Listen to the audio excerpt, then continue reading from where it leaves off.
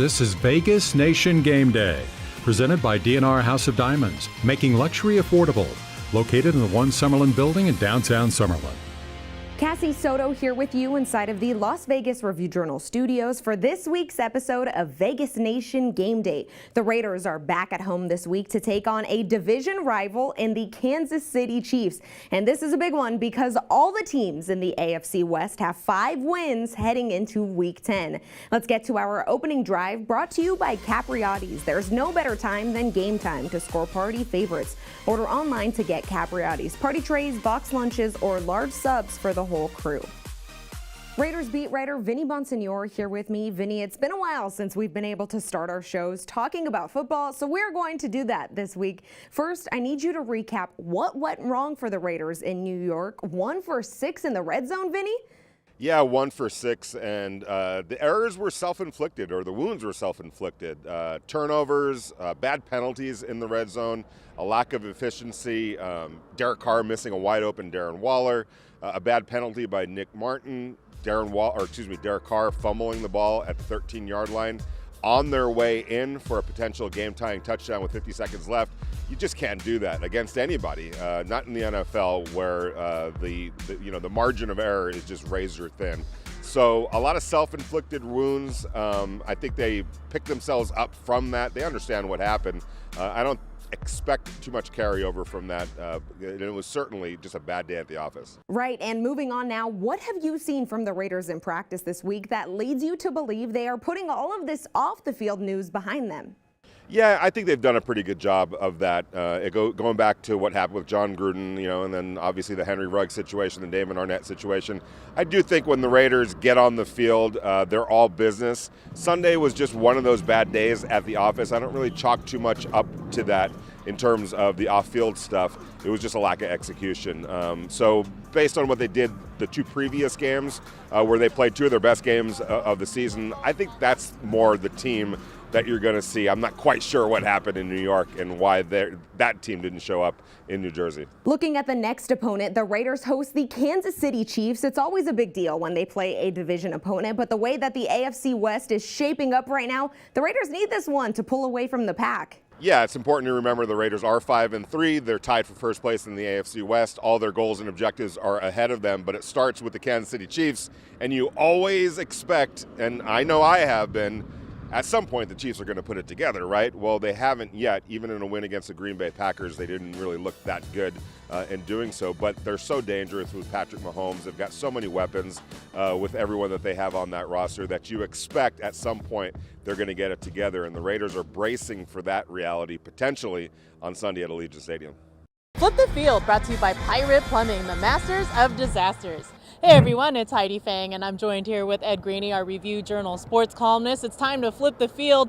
Ed, I've got to ask you about the Chiefs and these turnovers this year. It's pretty uncharacteristic for this team. What would you attribute their struggles to? You know what, Heidi, I really think Pat Mahomes, the quarterback, might be trying to do too much. In the last 2 years before this one, he had 11 total interceptions. This year, he already has 10. I just don't think things are working. He needs a third offensive option, and when that isn't there, he's not getting the open receivers down the field. He's forcing things. The plays Pat Mahomes has made in recent years is what makes Pat Mahomes. No one else can do what he does. But now he's forcing the action a little, and when you force the action in the NFL, you're going to have defenses take advantage of you. That has led to the turnovers. So now again, Pat Mahomes can come in here Sunday night and throw for 500 yards and 5 touchdowns. That's who he is. But for right now, I think he's forcing things a little too much. Lastly, on offense, Ed, I want to ask you about this offensive line. It's been kind of makeshift as it is, but right now, going into this Raiders game, they really aren't sure who's going to play at right tackle. How much do you think the Raiders defense is salivating thinking about that? Well, we don't know who it's going to be, right? Mike Remmers, Andrew Wiley, we don't know who's going to be playing the spot, but the Raiders have been incredible at pressure without blitzing much. I would think guys like Yannick Ngakoue, Max Crosby, those other edge rushers are licking their chops, especially whoever's going to line up against whoever plays right tackle for the Chiefs this week, and I think that's going to be important. You've got to start bothering Mahomes. Obviously, we know he's most dangerous when he's out of the pocket. So if that right tackle is a guy who isn't going to, play up the snuff, I think the Raiders can take a lot of advantage of that on that side of the ball. Great stuff as always, Ed. Thanks so much. Vegas Nation Injury Brief, sponsored by Not the Injury Law. Several injuries for the Raiders heading into their prime-time AFC West matchup against the Kansas City Chiefs. I'm Adam Hill with your injury brief. We start with a couple of players that will be missing on Sunday night. Tyree Gillespie is out. Nick Kwiatkowski out as well. Nick Kwiatkowski's spot most likely filled by KJ Wright. He's been out a little bit this week, limited in practice with a shoulder injury, but got a full session in on Friday. He is good to go for the game on Sunday, probably taking on an expanded role. A couple of cornerbacks as well. Keyshawn Nixon and Amik Robertson both doubtful with their injuries. Don't expect them to go on Sunday. So a little bit of filling in that the Raiders will have to do on that defensive side of the ball. Some guys taking on more expanded roles in the game on Sunday against that potent Kansas City offense. But speaking of the Chiefs, starting right tackle Lucas Niang out. So it's Mike Remmers in at right tackle. No, wait, he's out as well, down to a third string right tackle for Kansas City. That's probably not going to help their offense in their quest to finally break out this season. But nobody feeling sorry for each other. Injuries on both sides of the ball going into this game on Sunday night at Allegiant Stadium in prime time. With your injury brief, I'm Adam Hill.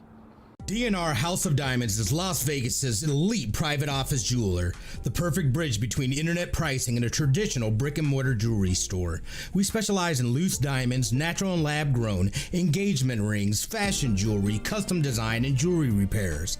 We operate by appointment in our beautiful offices in the One Summerlin building, downtown Summerlin. Our great relationships with the world's largest diamond wholesalers and our low overhead saves you hundreds, if not thousands, on your purchase. Vegas Nation Game Day Live. The latest Raider breaking news on vegasnation.com 90 minutes before kickoff. Game Day Live, sponsored by South Point Sportsbook.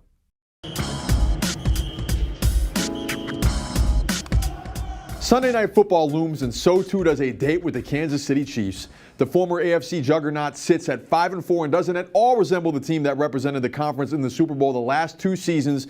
And we too at Vegas Nation are wondering what's going on with Chiefs quarterback Patrick Mahomes. The former NFL and Super Bowl MVP is in the midst of his worst season as a professional, a claim supported by key statistical metrics.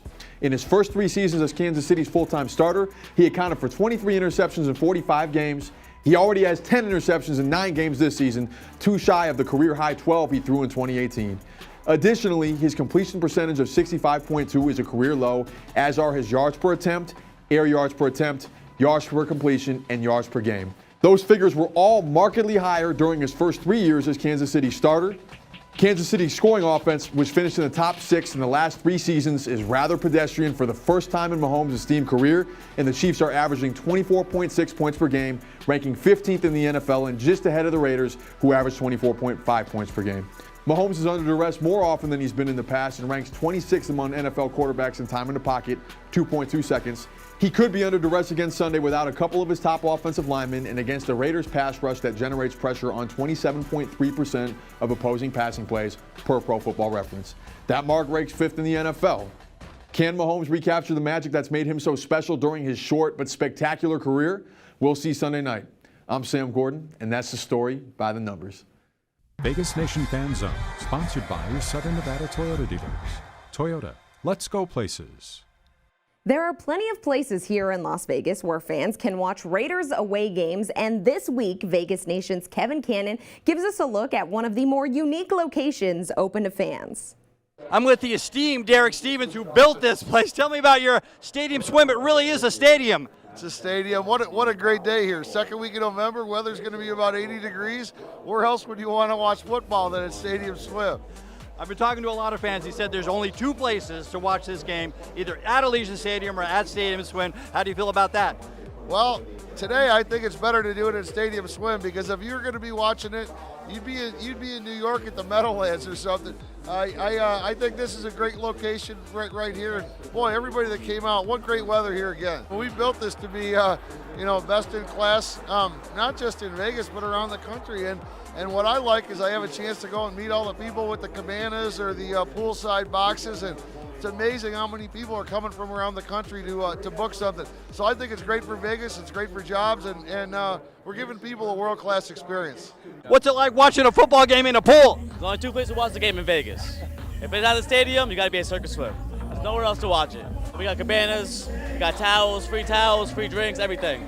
And I'm here with all my Giants friends, and they're all going to go home very unhappy.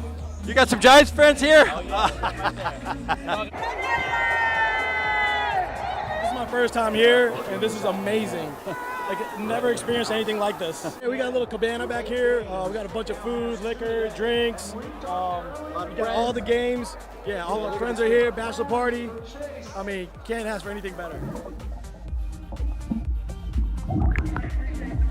We appreciate you as always for tuning into Vegas Nation Game Day. We hope you can join us for Vegas Nation Game Day Live at 3:45 p.m. on Sunday. The 5-3 Raiders set to host the 5-4 Kansas City Chiefs in an AFC West primetime showdown. For our entire Vegas Nation crew, I'm Cassie Soto. Thank you so much for watching. Vegas Nation Game Day, presented by DNR House of Diamonds, making luxury affordable. Located in a One Summerlin building in downtown Summerlin.